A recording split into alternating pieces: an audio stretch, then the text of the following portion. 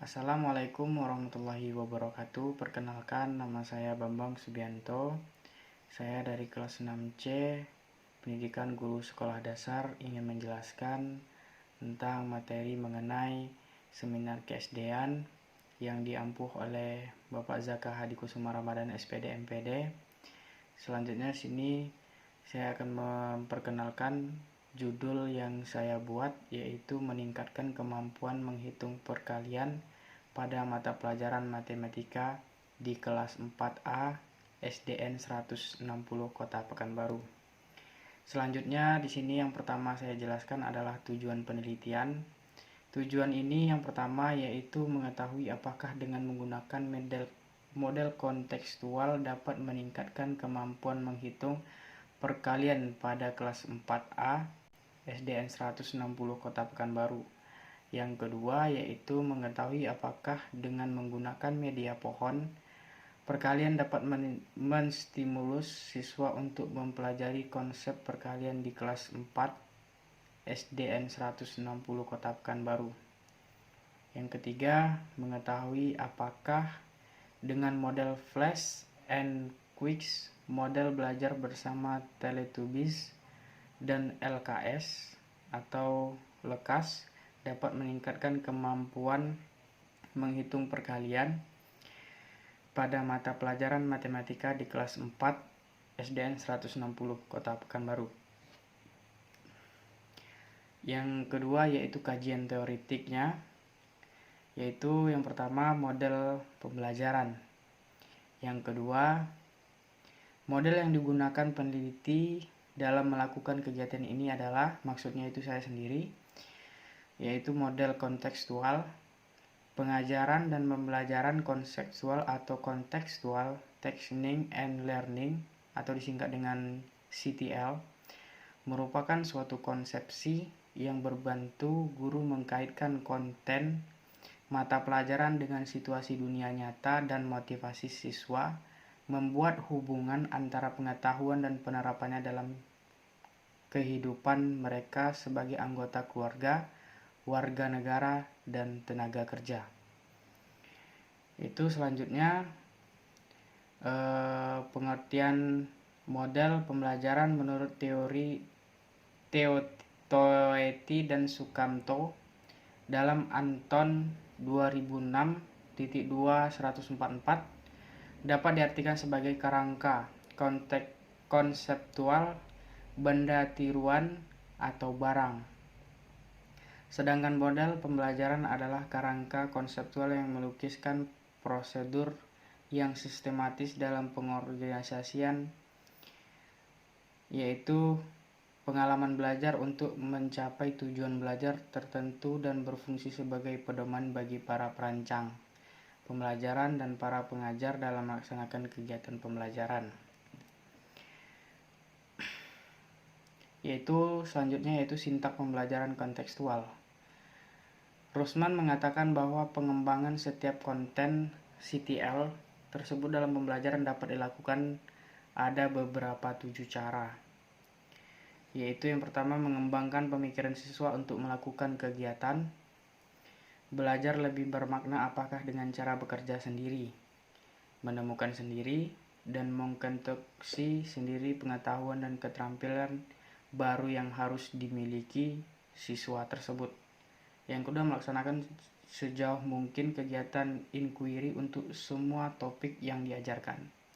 Yang ketiga, mengembangkan sifat ingin tahu siswa melalui memunculkan pertanyaannya. Nah, jadi siswa di sini dituntut untuk melakukan pertanyaan-pertanyaan yang bersifatnya mereka tidak tahu dan menjadi tahu. Yang selanjutnya itu yang keempat, menciptakan masyarakat belajar seperti melalui kegiatan kelompok, berdiskusi, tanya jawab, dan sebagainya. Nah, di sini siswa dituntut untuk membuat suatu kelompok untuk memecahkan masalah serta untuk memunculkan ide-ide terbaru dan memunculkan pertanyaan-pertanyaan terbaru. Yang keempat, menyiapkan masyarakat belajar. Yang kelima, maksudnya Menghadirkan model sebagai contoh pembelajaran bisa melalui ilustrasi, model, bahkan media sebenarnya. Nah, di sini guru juga bisa menyediakan media-media yang bersifatnya mendukung untuk penarikan siswa itu rasa ingin tahunya itu sangat berlebihan gitu. Yang keenam, membiasakan anak melakukan refleksi dari setiap kegiatan pembelajaran yang telah dilakukan. Yang ketujuh, melakukan penilaian secara objektif, yaitu menilai kemampuan yang sebenarnya pada siswa. Nah, di sini guru dituntut untuk melakukan penilaian yang sifatnya yang sewajarnya, apakah anak tersebut bisa menerima sesuai dengan nilai yang diberikan oleh guru. Nah, selanjutnya di sini saya akan menjelaskan ada 6 unsur kunci CTL seperti berikut. Yang pertama, pembelajaran bermakna.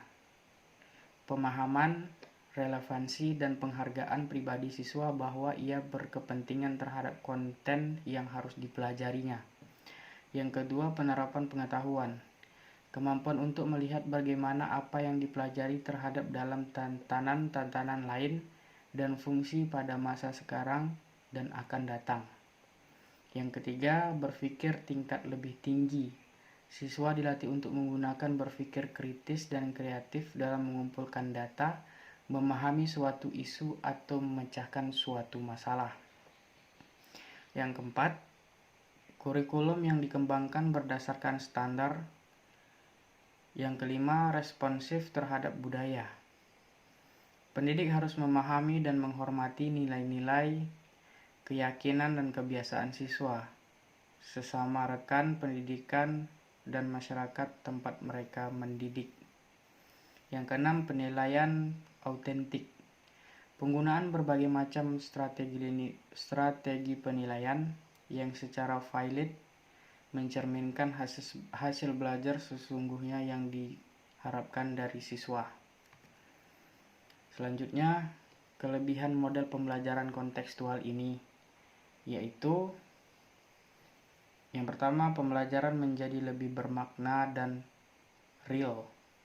Yang kedua, pembelajaran lebih produktif dan mampu menumbuhkan pengetahuan konsep kepada siswa. Yang ketiga, pembelajaran yang menekankan pada aktivitas siswa secara penuh, baik fisik maupun mental. Nah, di sini siswa diuji sesuai dengan fisiknya dan mental yang dimiliki oleh siswa tersebut. Selanjutnya, yang keempat, kelas dalam pembelajaran kontekstual bukan sebagai tempat untuk memperoleh informasi, melainkan sebagai tempat untuk menguji data hasil temuan mereka di lapangan. Nah, sedangkan yang kelemahan dari model pembelajaran kontekstual itu, yang pertama, diperlukan waktu yang cukup lama saat proses pembelajaran kontekstual berlangsung. Nah, waktu yang relevan untuk melakukan model pembelajaran kontekstual ini seimbang dengan model yang kita berikan kepada kelas tersebut. Kontekstual ini waktu yang cukup lama bisa melakukan model tersebut. Yang kedua, jika guru tidak dapat mengendalikan kelas, maka dapat menciptakan situasi kelas yang kurang kondusif. Nah, di sini juga guru dituntut dengan bisa harus menguasai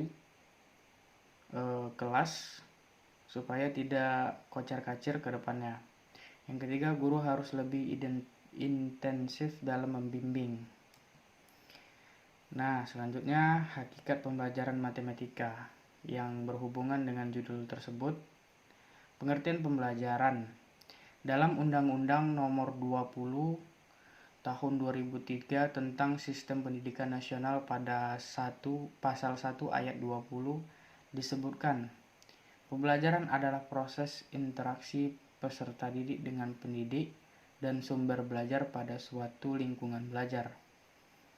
Selanjutnya, menurut Umar Hamalik, (2003)257),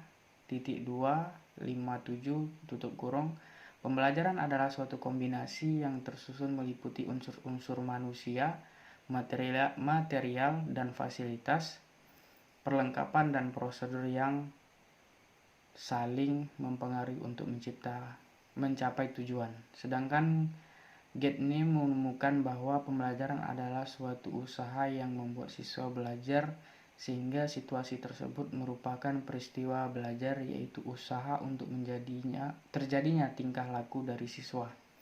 Sehingga situasi tersebut merupakan peristiwa belajar, yaitu usaha untuk terjadinya tingkah laku dari siswa. Berdasarkan beberapa definisi tentang pembelajaran di atas, dapat disimpulkan bahwa pembelajaran adalah proses kegiatan mengatur lingkungan agar terjadi interaksi positif dan aktif antara guru dengan peserta didik. Sebagai peserta didik, dengan mengoptimalkan faktor-faktor baik internal maupun eksternal yang ada di lingkungan belajar siswa. Selanjutnya, pengertian matematika. James dalam Kamus Matematikanya tahun 1976 dalam Rules Effendi (1992-2-2027) menyatakan bahwa matematika adalah ilmu tentang logika, mengenal bentuk, susunan, besaran, dan konsep-konsep yang saling berhubungan satu sama lainnya. Dengan jumlah banyaknya berbagi ke dalam 3 bidang, yaitu aljabar, analisis, dan geometri. Sedangkan menurut Johnson dan Miklobus di dalam Mulyono Abdurrahman (1999-2-252) menyebutkan bahwa matematika adalah bahasa simbolis yang fungsi praktiknya untuk mengekspresikan hubungan-hubungan kuantitatif dan ruang. Sedangkan fungsi teoritisnya adalah memudahkan berpikir. Dari pengertian matematika yang telah dikemukakan di atas, berarti matematika adalah salah satu ilmu dasar dalam kehidupan sehari-hari, yang merupakan bahasa simbolis dan universal, yang memungkinkan manusia berpikir, mencatat, dan berkomunikasi ide mengenai elemen dan kuantitas dengan menggunakan cara bernalar, dedukatif, dan induktif. Selanjutnya, media. Pertama, media. Kata media merupakan bentuk jamak dari kata medium. Medium dapat didefinisikan sebagai perantara atau pengantar terjadinya komunikasi dari pengirim menuju penerima. (Hennig 2-2002). Media merupakan salah satu komponen komunikasi, yaitu sebagai pembawa pesan dari komunikator menuju komunikan.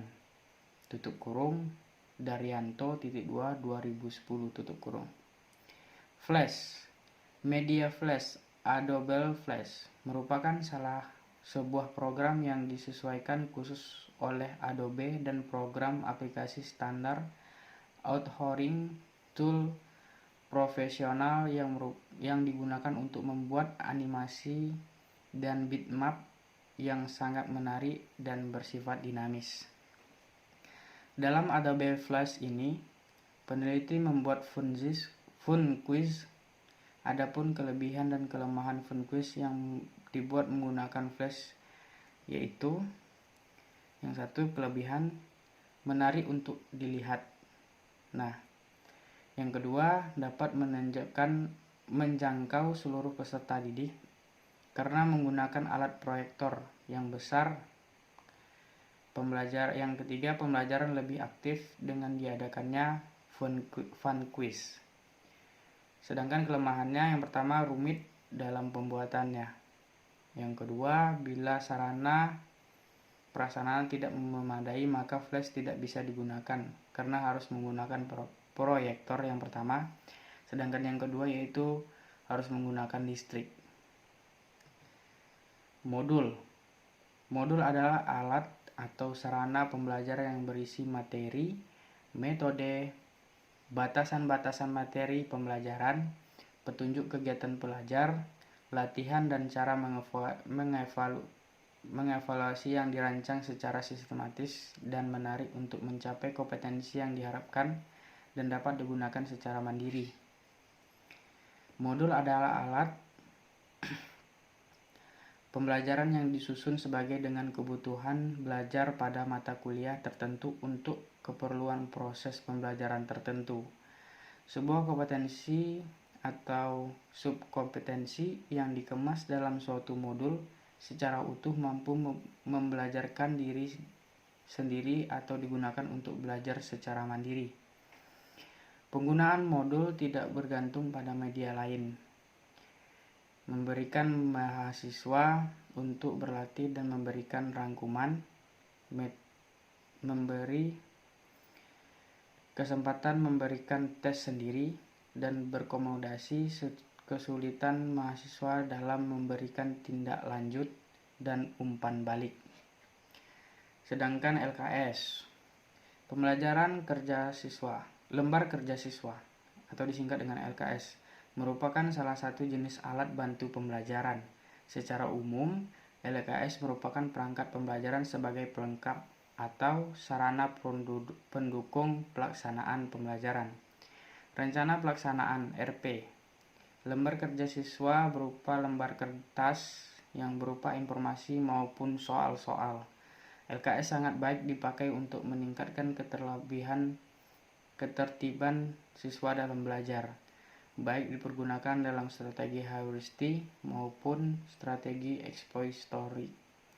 Nah, LKS ini maksudnya menunjang pembelajaran secara kondusif dan memudahkan untuk siswa itu paham dengan apa pembelajaran yang kita berikan dan langsung melatih siswa untuk mengerjakan soal-soal yang telah disediakan dan memudahkan para calon guru untuk memberikan soal kepada siswa. Metode penelitian.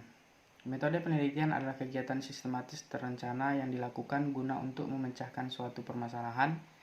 Jenis metode penelitian yang digunakan dalam penelitian ini adalah metode penelitian deskriptif, merupakan penulis. Penelitian ini menggambarkan keadaan suatu fenomena meningkatkan kemampuan menghitung perkalian pada mata pelajaran matematika di kelas 4A SDN 160 Kota Pekanbaru. Penelitian ini mengaji bentuk, aktivitas, karakteristik, perubahan hubungan, kesamaan dan perbedaannya dengan fenomena lain.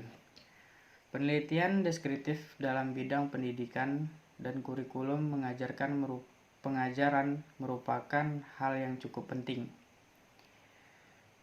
Mendeskripsikan fenomena-fenomena kegiatan pendidikan, pembelajaran, implementasi, kurikulum pada berbagai jenis, jenjang dan satuan pendidikan.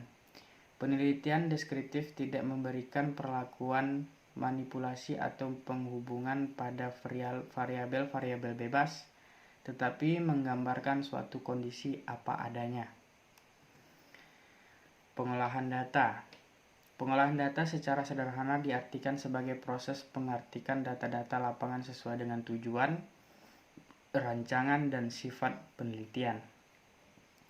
Pengolahan data merupakan bagian yang amat penting dalam metode ilmiah, karena dengan pengolahan data tersebut dapat diberi arti dan makna yang berguna dalam memecahkan masalah penelitian.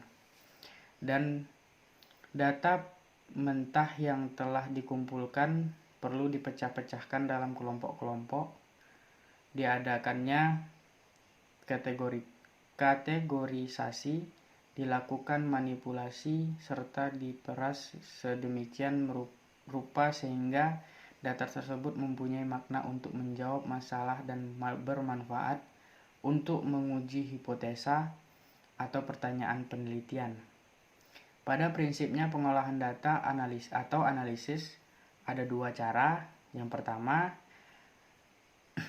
hal ini tergantung dari datanya, apakah data tersebut berupa data analisis atau non-statistik atau data analisis statistik. Dalam penelitian kali ini diperlukan metodologi penelitian deskripsi sehingga pengolahan data yang digunakan adalah prinsip data analisis statistik. Nah, itulah penjelasan dari proposal seminar PhD saya. Ada guna dan manfaat, lebih dan kurang saya mohon maaf. Assalamualaikum warahmatullahi wabarakatuh.